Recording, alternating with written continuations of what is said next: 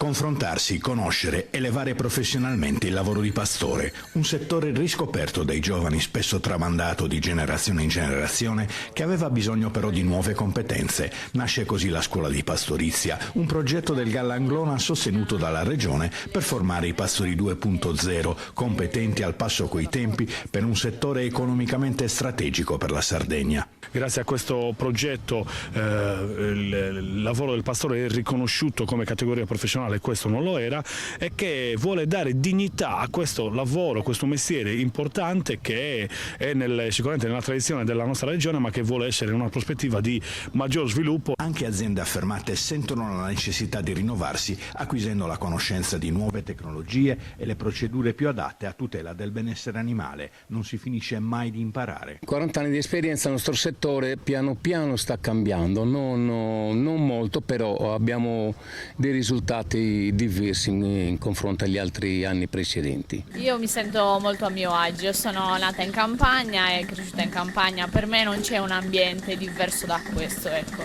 Quest'anno la Scuola Sarda di Pastorizia propone una formula innovativa, lezioni itineranti direttamente nelle aziende dove docenti e titolari metteranno a disposizione dei partecipanti la loro esperienza e i loro saperi.